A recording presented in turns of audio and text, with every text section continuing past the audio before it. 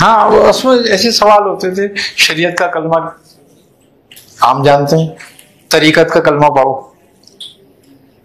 वैदानियत का कलमा पढ़ो, मार्फत का कलमा पढ़ो, हकीकत का कलमा पढ़ो। अच्छा, इजाजत लिसानी तो हर आदमी देता है, इजाजत कल्बी हो, इजाजत मानवी हो, इजाजत सिर्री हो, ये दो, और उसका असर जाहिर हो।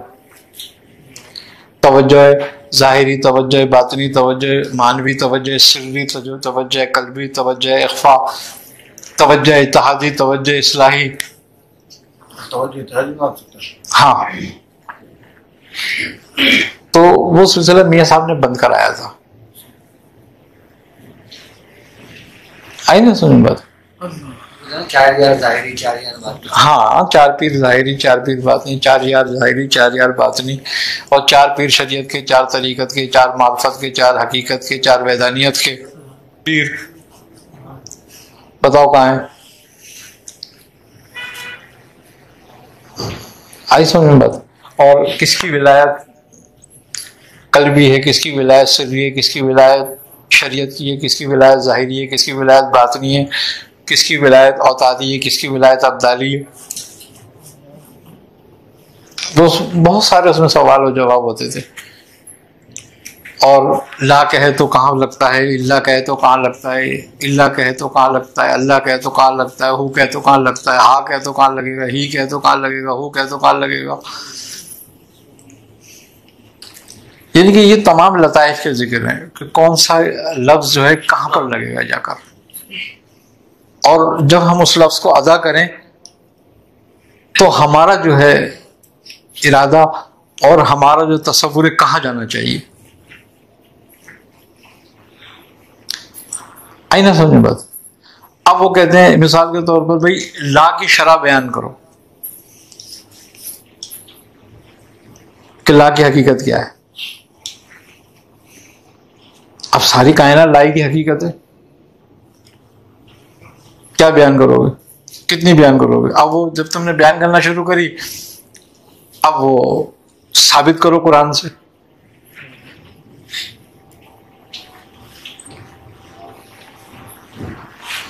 कि कुरान इस पे क्या बोल रहा है, जो तुम बयान कर रहे हो दलील उसकी कुरान से लाओ।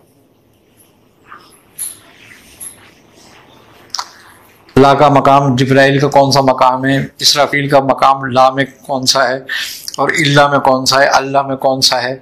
यानी कि ये इस्मा के जो मदाराज हैं उसमें कौन कहां पर बैठा है।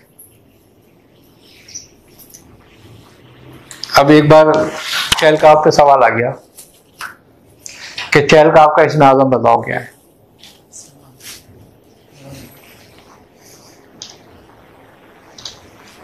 अब वो हमारे पीर भाई खत्म हो रही थी, तो वो जब हुआ तो वो खड़ा हो गया, वो चहल का आपके ही आमिल से, वो हमारे पीर भाई थे, तो उन्होंने हमारे पीर भाई से बोला, बोले चहल का आपका जो है ना वो इसमें आजम क्या है।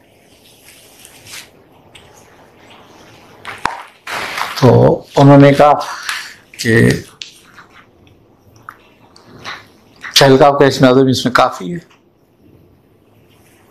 कहना ये जाहिरी है।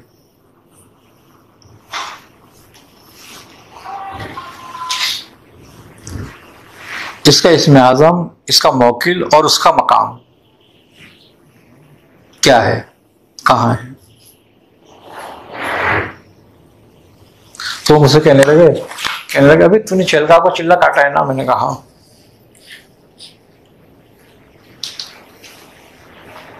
बोल बता।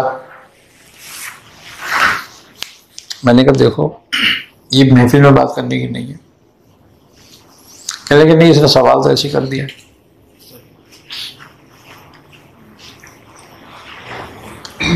तो मैंने कहा देखो चहल का आपका जो इसमें आजम है और जिस पे बिल इत्तेफाक है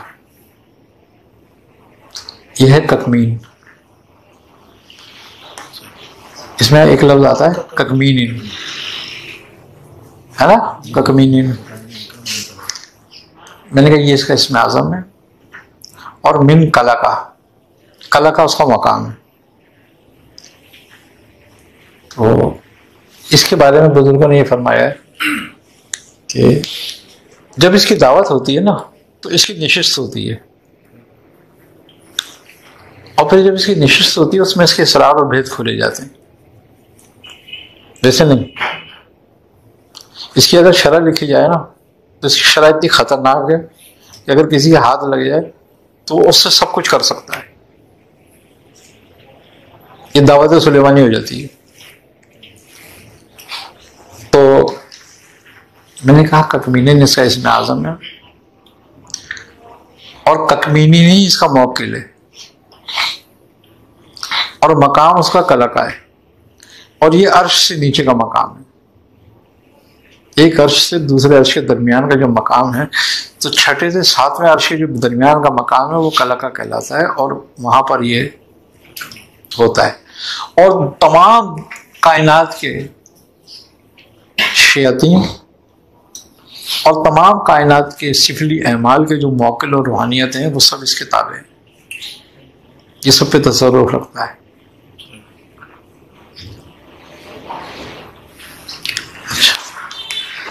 और चेलकाफ के बहुत सारे ऐसे मामलात हैं कि जो, लेकिन वो हर जगह बयान करने के हर मामले में नहीं होते। इसकी एक बहुत बड़ी वो है चला इस तरीके से मुख्तलिफ इस्मा की, जब हम किसी भी इस्म की या किसी आयत की दावत देते हैं या किसी सूरत की दावत देते हैं, तो उस दावत की कामयाबी का नतीजा यही होता है कि उसकी निशिस्तों में मिलती है। उसकी रूहानियत जो है वो तुम पे उसके इसरार खोलती है, फिर उसके राज बयान करती है तुम, यानी कि तुमसे वो निशिस्त करती है। फिर यहाँ के गाइड करते हैं, बताते हैं, ये होता है। देखो, हम किसी भी इस्म के जाहिर को जानते हैं। मिसाल के तौर पर हमने इस्म रहमान पढ़ा, अब इस्म रहमान का जो जाहिर है वो मेहरबान होना है, ठीक है ना। अब 4 हुर्फों पर यह मुश्तमिल है, रा हा मीम अलिफ नून है। अब जो चीज पढ़ने में आए और लिखने में ना आए उसको गिना नहीं जाता। आई ना समझ बात। अब चूंकि वह अहले अरब की जुबान है तो हमारी आसानी के लिए उसमें अलिफ लगा दिया उन्होंने, ताकि हम मीम पर अलिफ पढ़ें, ताकि रहमान आए पूरा। तो अब क्या हुआ कि जब हम इसकी दावत देते हैं तो इसके 4 हुर्फों को उनके अपने अपने मकाम पर देखते हैं। मकसद एक हुर्फ हम इस्म पढ़ रहे हैं,